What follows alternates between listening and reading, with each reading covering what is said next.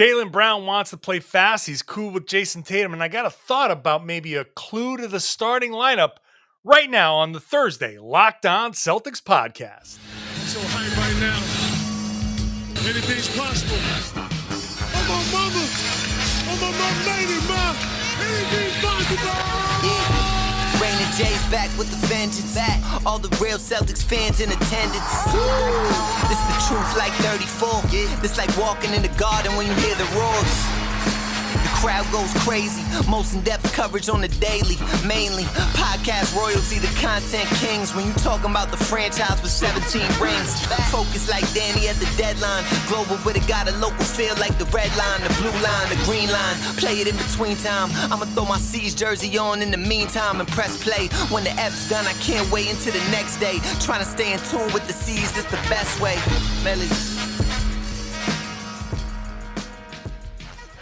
Hey there, welcome back, and thank you for making the Locked On Celtics podcast your first listen every day. And remember, Locked On Celtics is free and available on all platforms, including YouTube and at LockedOnCeltics.com. Today's show brought to you by RockAuto.com. Amazing selection, reliably low prices, all the parts your car will ever need. Visit RockAuto.com and tell them Locked On sent you. I'm John Karalis. I cover the Boston Celtics as a beat reporter for the Boston Sports Journal. I've also written a book called Boston Celtics All-Time All-Stars. It's available everywhere books are sold. Buy a signed copy on my website, johnkaralis.com. A few of you have. I was on vacation. I'm going to get them out soon. So thank you for ordering. Makes a great gift. Anyway, today I'm going to be talking about practice. Day 2, we had practice at the Auerbach Center Wednesday afternoon, early afternoon. Got to see about 30 seconds of 5-on-5 basketball, which is 30 seconds more than I got to see in any other capacity. So whatever. It was cool. It was fun. And I'll talk about a couple of things here, offensively, defensively, in the first segment. Second segment, I'll get into a lineup thing that I think maybe a clue potentially into what Ime Udoka is going to be thinking. And in the third segment, the Jaylen Brown, Jayson Tatum relationship stuff. I'll let you hear what Jaylen Brown had to say. Thought it was interesting. Let's just kick it off here.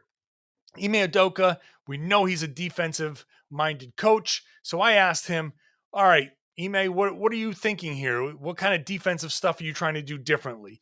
And it was a canned answer. He's not going to give me the all the playbook stuff so everybody can prepare for the Celtics. But what he said was, we want to be disruptive overall. We're doing some things to blow up certain actions, and we want to make it difficult on teams. Last year, we were a middle-of-the-pack team defensively. A lot of areas we can clean up. So we're focusing on that, but the main thing is just being very aggressive. I think the Celtics, that's basically the message. Offensively, Jaylen Brown let us in on what happened there. He said, today was fun because I've been saying it for years. I want to play fast. And I think we got the personnel to do so. We got bigs who can run and guards who love to get up and down the floor. To me, that's music to my ears. Today, the pace was an emphasis. Well, this, obviously, it's training camp. Everybody wants to play fast. Everybody wants to play disruptive defense. No one's breaking any news here, right? Like, you want to be disruptive on defense? Yay, congratulations. Way to really give us some real meaty stuff there, Ime. Oh, you want to play faster? Yeah, everybody wants to play faster. That's like every training camp has at least one of those we need to play faster stories. No one is sitting there saying we need to grind this game to a halt and win 80-76. No one's saying that. Except maybe Tom Thibodeau. He might be the only one. But still, this is still true of the Celtics. And I think one thing that we saw last season, and I think COVID was a big part of this, Jaylen, I said a couple podcasts ago, really let us in on how much the short turnaround was a problem. I wrote about this on Boston Sports Journal. The short turnaround was a definite problem. He admitted that finally. It takes guys like a season to admit to things from the last year. Now that they're focused on this year, they can go, oh, yeah. Oh, that was true. The short turnaround wearing us down, that was actually true. Like, now that that's done, they can be a little more honest about it. There's a lag time of about 9 months on the truth coming out about how people felt body wise and all of that stuff. So this year, hopefully, with most, if not all of the team vaccinated eventually, but at least most of the team vaccinated, guys can go out when they're in other cities. They don't have to be prisoners in their room. Kemba Walker talked about that a bunch last season. They don't have to be stuck. They don't have to wake up early for testing, stuff like that. Guys who are unvaccinated still have to do that. So that's one of the competitive advantage elements of the whole vaccination stuff.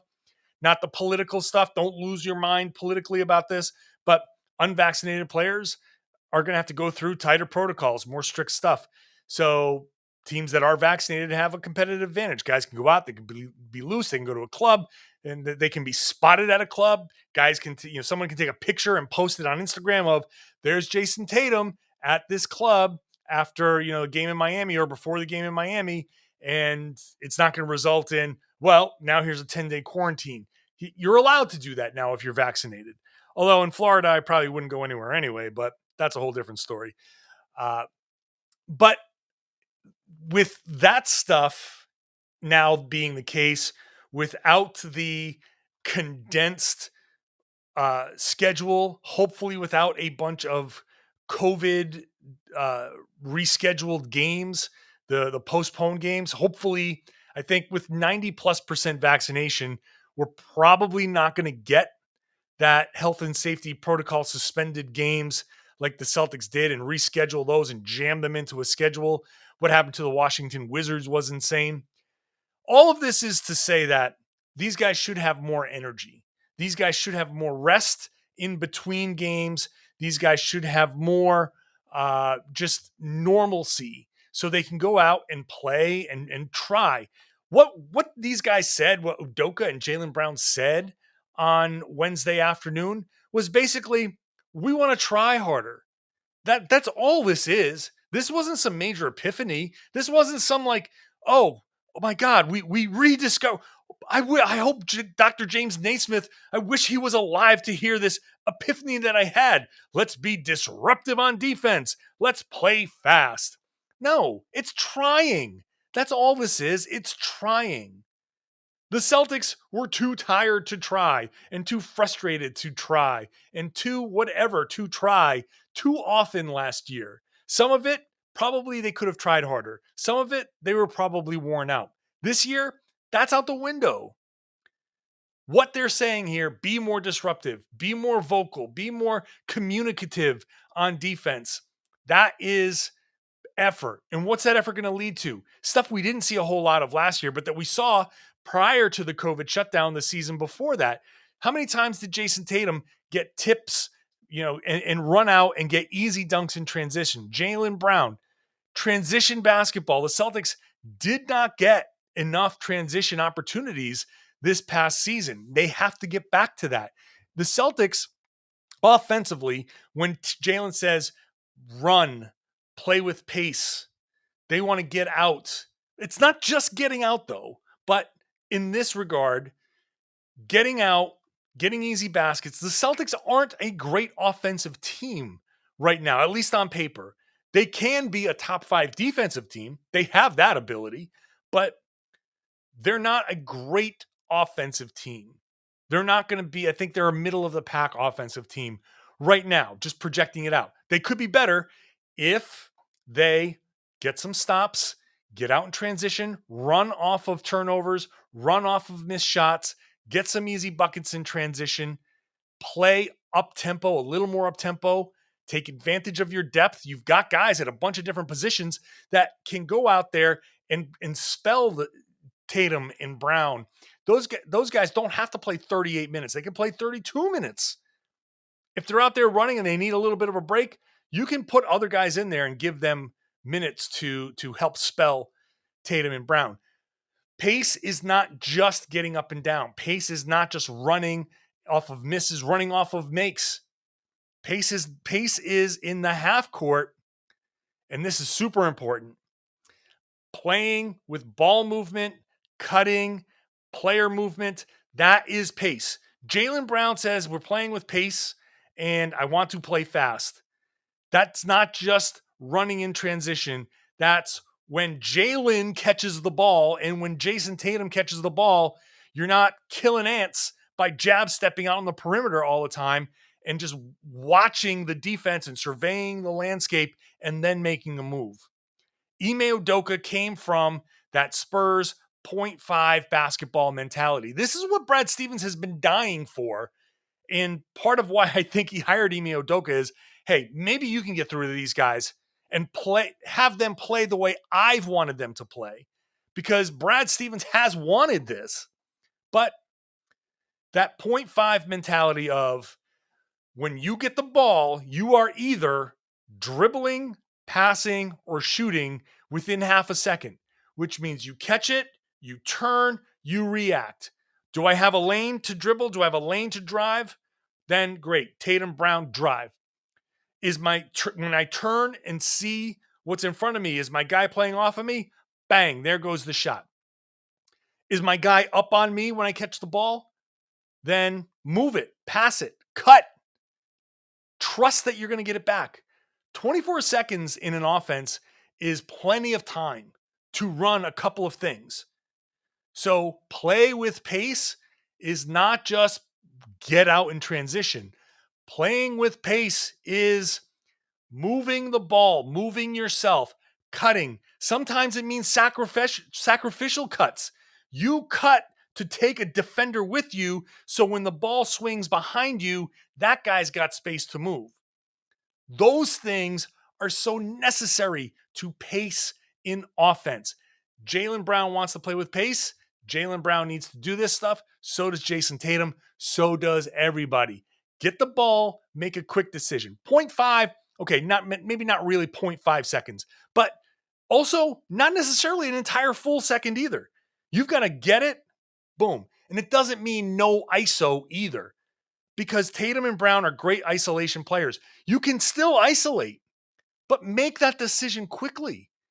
You don't have to, run an offense where there's 8 passes, that college or high school thing where you got to pass the ball 5 times before you shoot, or else we're running sprints in practice tomorrow. No, you can still drive. You can still isolate. Great players like Tatum and Brown, you should isolate sometimes, but make that decision quickly. And if that path to the basket isn't there, if you drive, if you say, okay, I got him, boom, and you drive and take a couple dribbles and someone cuts you off, then move the ball. Try it again. Multiple attacks are critical in the NBA. So this whole pace, disruptive defense, playing with pace on offense, I want to see it. I'd love to see it. I can't wait to see it, but that's what that means. And when we get into the preseason games fairly soon, that's one of the things I'm really going to be looking for. Holding the ball on offense, standing there and letting everything grind to a halt, that can't happen too often. It's going to happen sometimes. I get it. It's not going to be eradicated. But more often than not, pace, move the ball, move yourself, cut, all of that stuff. That'd be music to my ears. And it's got to be loud music for these ears. All right, going to come back, going to talk about starting lineups and a clue, maybe a clue from Ime Udoka on what he's going to be looking for. I'm going to do that. I'm going to talk about that after I tell you about Sleeper. Let me tell you something about fantasy basketball.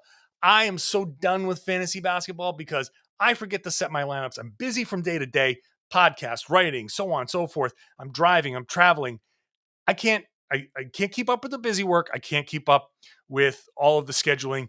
Sleeper can fix that. It's a brand new way of playing fantasy basketball. They've got a thing called Game Pick. It's only available on Sleeper. Game Pick, owners pick a single game per week for each starter. It counts towards the team's total score. It ensures an even number of games played between opponents. That's brilliant. You've got to download the Sleeper app and start a league with your friends using Game Picks. This is an amazing idea. In Game Picks, you pick one game per week based on player matchups, home versus away, opponent's defensive ranking, pace of play, and more.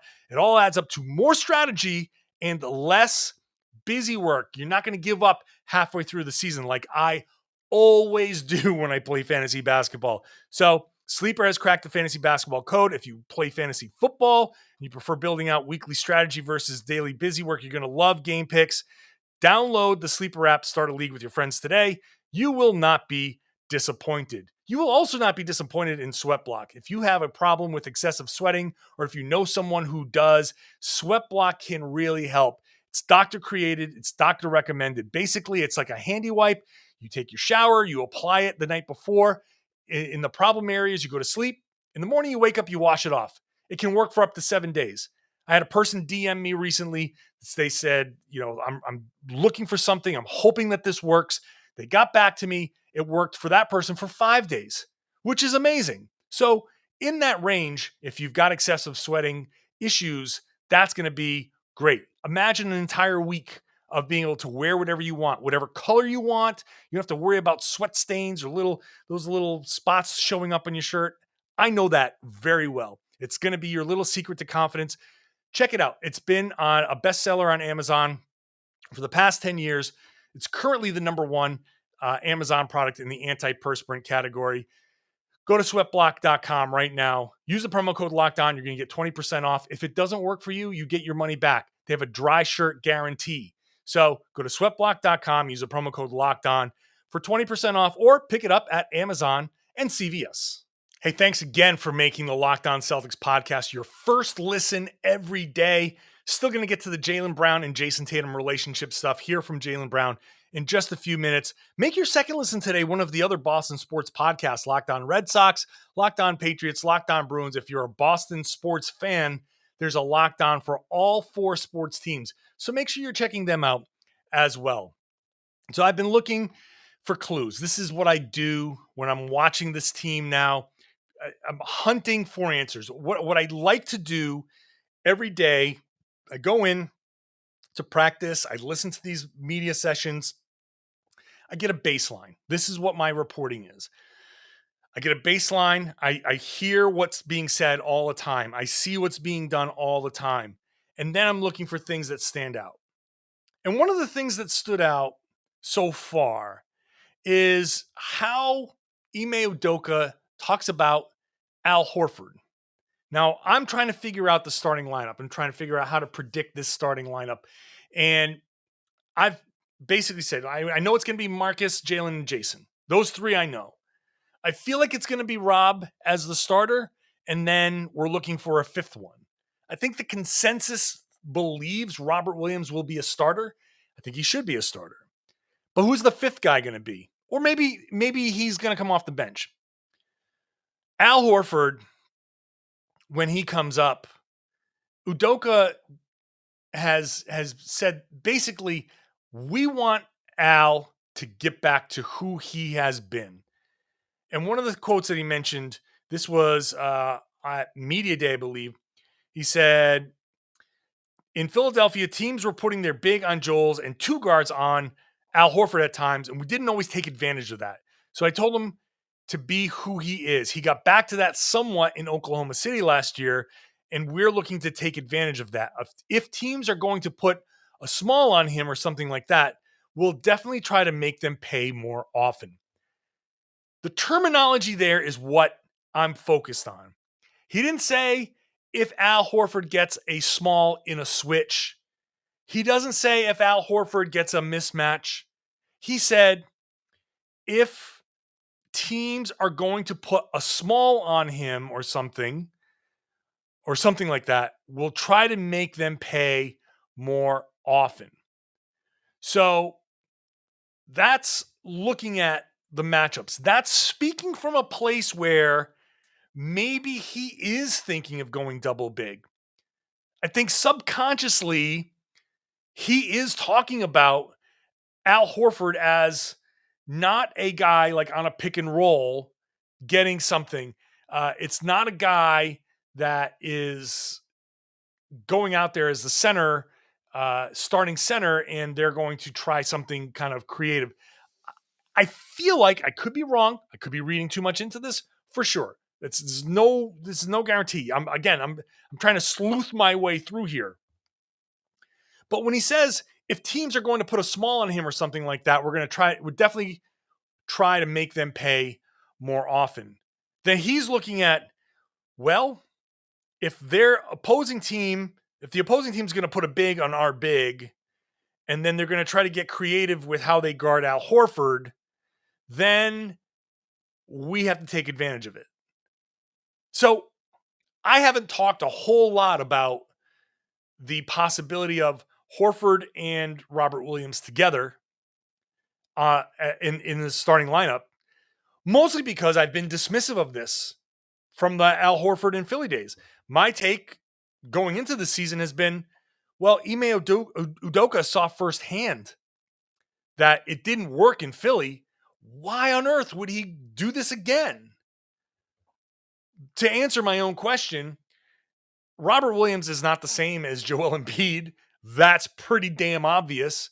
They are different players. They require different levels of defense. Joel Embiid is defended much differently. So maybe Udoka, and maybe he says, hey, I saw what went wrong, like this quote right here. I saw what went wrong and what we didn't do to take advantage of this. And again, because Joel Embiid is Joel Embiid, you don't want to turn him into a decoy and say, hey, Joel, if you've got this and we've got this situation with Al Horford, you just go ahead and get out of the way and we're going to post up Al Horford, or we're going to take advantage of Al Horford getting this mismatch because they're trying to do this stuff defensively. And Embiid's going to be like, nope, I'm going to get the ball wherever I want and do whatever I want, and Horford's going to have to figure it out. In this scenario for the Celtics, Horford is he can do what he wants. Like the Celtics can have Horford and move Robert Williams out of the way, because they can say, hey, Rob, go stand over there. And he'll say, yeah, okay. Because he's not Joel Embiid. And you say, okay, we got this mismatch. Okay, we'll figure this out. Now, if they do that, Horford's a good enough passer. Robert Williams is a good enough passer. Maybe they could play a little interior, passing between big men, which, by the way, if you're new to me, that's my favorite thing. Interior passing is basketball porn to me. Big to big passing inside, where, oh my God, Kevin Garnett, when he was with the Celtics, passing interior passes to Kendrick Perkins was just my dream. I love that because it's such a tight space. It's so hard to do. I love seeing a big being able to pass in such tight quarters. So there is the potential here for Horford to take advantage of a mismatch if he gets it. And then not only will he potentially score, but he could potentially draw double teams if he's getting mismatches. He can draw if Robert Williams is kind of in that area and the closest guy to Horford decides, hey, I'm going to go and help, Rob can quickly dive to the rim. Horford can hit him with a pass. He's good enough to do that. So the terminology from Ime Udoka is curious to me. If I'm putting my starting lineup meter out there, and my number one starting lineup is still, at this point, before really seeing anything basketball-wise, still going in, it's going to be Marcus, Jaylen, Jayson, Josh Richardson, Robert Williams, because I think that's still the best defensive lineup overall. But the Marcus, Jaylen, Jayson, Horford, Robert Williams, which was very low on my list, has taken just a little tick up. Nothing great, nothing crazy, not like way up, but where it was the least of my starting units, realistic starting units, it's maybe, it's, somewhere in the lower. It's not quite as low as it was before. Something to watch, something to definitely watch as we move forward. And that first preseason game will be interesting to see what Ime Udoka pulls out. All right, the Jaylen Brown, Jayson Tatum relationship question came up again, and I will let you hear part of what Jaylen Brown had to say, hear it directly from Jaylen Brown next. First, I'm going to tell you about Rock Auto, which is the place to go for anything you need for your car, truck, motorcycle, SUV, whatever it is. RockAuto.com has you covered. Don't bother going to a strip mall, going to one of those places. You know how big those buildings are. They can't possibly have everything for every car out there. Rock Auto does. Rock Auto has an extensive library in their catalog for anything, no matter how complicated, no matter how simple. Go in there if you want high-end performance stuff or if you want lower-end, more budget-conscious stuff. It's all there at rockauto.com. If you want something for your engine, if you want wipers, it's all there. People have saved hundreds of dollars, they've told me, just from going to rockauto.com. So check it out yourself. Go to rockauto.com right now. See all the parts available for your car, truck, whatever. And when you do buy something, because I feel like you will, write Locked On in there. How did you hear about us box? That's how they know we sent you. It's amazing selection, reliably low prices, all the parts your car will ever need at rockauto.com. If you're in New England, you're probably getting all ready for the big Tampa Bay New England Patriots matchup. Go to BetOnline. Throw a few bucks on that no matter which way you think it's going to go. BetOnline is your number one spot for all the pro and college football action this season. They've got a new updated site and interface. There's more odds, props, and contests. So check out betonline.ag. Sign up today. You'll get a 100% welcome bonus with the promo code Locked On. Locked On. Whatever you deposit, double it. Boom, with the promo code Locked On. You make money right away just by signing up and making your first deposit. So whatever sport, maybe even a Vegas casino game, it's all there. So don't wait. Take advantage of all the amazing offers available for the 2021 season. Bet online, the fastest season, the easiest way to bet on all your favorite sports. They are your online sportsbook experts. Please gamble responsibly. Well, every so often, the Jayson Tatum, Jaylen Brown relationship thing comes up again. And I think there is a little bit of a disconnect. Maybe some older media, older fans, they see two guys who are of similar size that in the past you'd say, well, they play the same position. How can they possibly be happy playing next to one another? They're the same guy. You can't have two players the same like that. But in today's NBA, positionless NBA, having as many of these guys that are Tatum and Brown size, that's what you want. But still, there is an emphasis on how much do they like each other. And so that was a question that was asked at practice on Wednesday afternoon. And here is a big chunk of Jaylen Brown's answer. Yeah, I think the media likes to dichotomize things and put one thing against the other. Like, it has to be, a Batman and a Robin, or, one guy, then the other guy can't be whatever. We just two guys that can hoop. And the reality is two guys that can hoop can coexist. But, the media wants to, kind of sometimes write the story that pulls us apart. But we talk a lot. We don't let it bother us.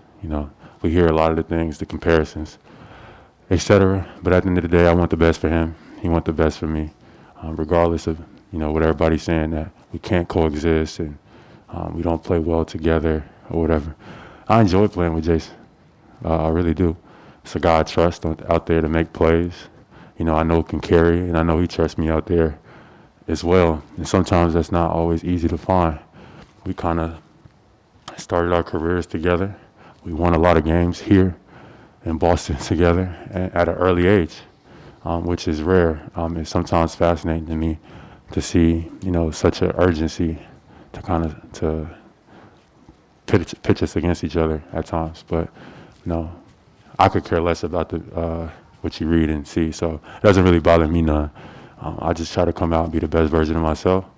I want the best for my teammates, and I want the best for myself as well. So we just take that one day at a time.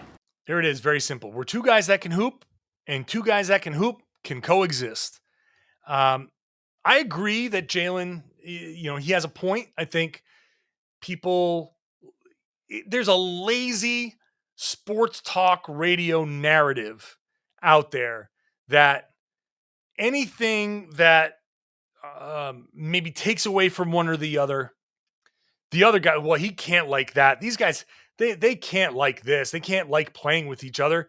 You got to wonder if these guys can continue playing together for much longer and blah, blah, blah, blah, blah. It's crap. And for some reason in the sports discourse, we want teammates to be great friends off the court. We want these guys to hang out. We want to see pictures of we want all these guys to be at dinner together, going out for drinks together, going to movies together. And yeah, that's great. That's fine. I think that's it's nice, but it's not necessary. It's not necessary to have a good functioning team. And do I think Jaylen Brown and Jayson Tatum are doing all of those things? No, probably not. They seem to be different guys. But at the same time, when Tatum got back from the Olympics and he had his gold medal and he was in Vegas, he stopped by Jaylen Brown's fashion event. And there's those pictures of Jaylen Brown with the gold medal around his neck. So they clearly don't hate each other either. They're cool with one another. And there's no doubt that two young guys in the NBA in their early 20s, both trying to come up, both trying to establish themselves, both trying to earn contracts. Sure, they're going to have some moments where their interests compete. Maybe they butt heads. I don't think that people really understand the team dynamic. This is where, if you've never been on a team, it's really hard to understand how much time you're spending with these guys, how much time you're around each other. That when you go home, that's your time to kind of be alone if you want to be alone, or pursue your other interests if you want to pursue other interests. You don't have, you spend okay, let me say it this way. We talked to these guys around 1 p.m. When I walked into that building on Tuesday at about 10:30, they were already knee deep in practice, yelling, screaming, and everything. I could hear it, even though I couldn't see it. That means that they had already gotten to the gym however long before, their pre-practice routines, their all of that stuff, which means just from the time that they get there, 8:30, 9 o'clock in the morning to 2, 3 o'clock when they're done with us, then they go into the weight room. They're there for a full work day. And that's not even taking into account the social obligations, the charity obligations, the time it takes to, like, they're going to sign basketballs, they're going to sign paraphernalia. When you go to a game, they say, "Oh, we're giving away a signed team basketball." That's all done like now. They're signing like dozens, hundreds of team basketballs that will be given away. Like, all of these things, these little things are going on all day long. So these guys are around each other all the time. So if they don't hang out together every once in a while, like, so what? I know married couples that if they hung around together as much as sports fans want teammates to hang out together, they'd be divorced in like a month. The whole point here is, and the other part of what Jaylen Brown was saying, there's a respect. Tatum and Brown respect each other. They respect each other's place here. I think in this quote from Jaylen, you can see that maybe he is chafed by the whole Batman and Robin comparisons, which I believe is a Kendrick Perkins, that he was really harping on that. These comparisons, there's two elements here. The comparisons are silly because, yeah, I think Jayson Tatum is better than Jaylen Brown, but doesn't make one necessarily that much more important. They need both to be a championship team. You take one of these guys off the team and it's like, whoa, you know, unless you're trading for a real upgrade. Like, if Tatum's off the team, you better be getting Giannis in exchange. Like, that's the type of thing. So this they're both important. So this need for us to categorize them as Batman and Robin is silly. At the same time, Jaylen needs to like brush that off a little bit, or use it to fuel his motivation or whatever. But the entire point of this is we've seen these guys work well on the floor. Can they work better on the floor? Yeah, this is the next step, I think, in their progression. The next step of making each other better rather than just being two great players on the floor that like playing with each other and generally like each other. How about playing off of one another? I've been crying for pick and rolls involving Tatum and Brown. I think that could work. I need to see more of that. More of these guys playing in actions together. I think the growth of them becoming more distributors and making other players better, that's going to help. But this whole notion of Tatum and Brown and what they have to be and what they are and what they're not, I think it's ridiculous. It's silly. You don't have to be best friends. And if they are, great. If they're not, great.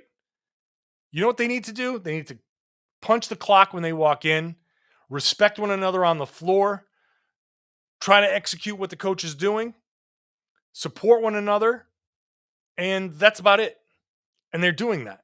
And I do think that they like each other and they do hang out off the floor from time to time, or at least they coexist and functions and hang out in those things. Whatever it is, I don't see this need. I'm with Jaylen on this. I don't see this need to pull these guys apart. Just, I file it under this is why we can't have nice things. No one's asking about Jaylen's relationship with, I don't know, Grant Williams. Are they friends? How's that relationship? Do they hang out off the floor? No, for some reason, it's got to be Jaylen and Jayson. They're two of the best players. Do they hang out? What do they do? It's overblown. All right. I'm overblown, talking too much. And so I'm going to stop and say thank you for listening to the show. Thank you for making this Locked On Celtics podcast your first listen every day. Come back tomorrow. You're going to get more from practice and see whatever these guys are talking about after practice. Hopefully we get a little something new. I'm trying to get a little story that I'm working on. Matt can hopefully share about some more about that tomorrow or next week.